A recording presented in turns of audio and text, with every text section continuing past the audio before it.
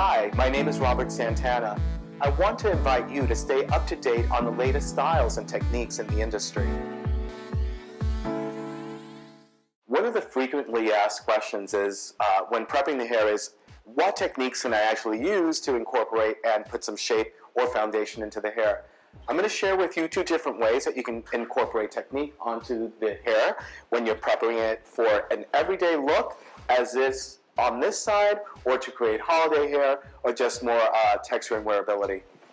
To start off, every time you're starting, you would want to incorporate some type of product, especially when working with skinny hair or coarse hair. You're always going to find the product that's going to work best for you.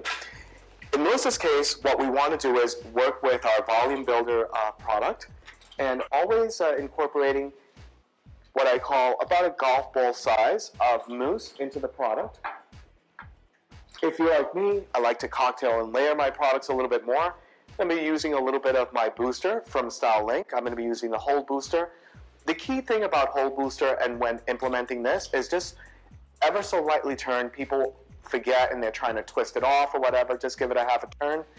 And into that 1 to 2 pumps of product in there, and then just ever so lightly emulsifying the product so that you can get a good transition of product and even distribution of the two.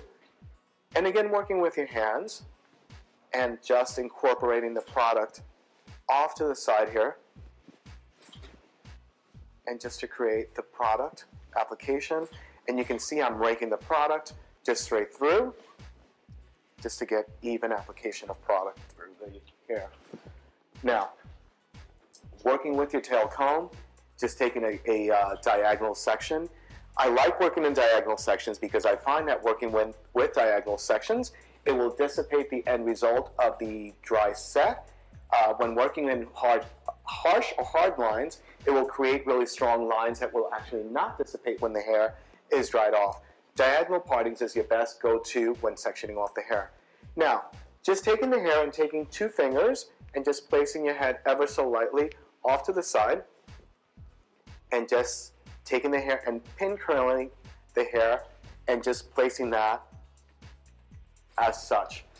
The key thing is you can place a pin curl and allow it to sit on base, and basically what this will do is when it dries, it'll give you more of this end result, which is more voluminous and has a lot more saturation of curl and curl movement.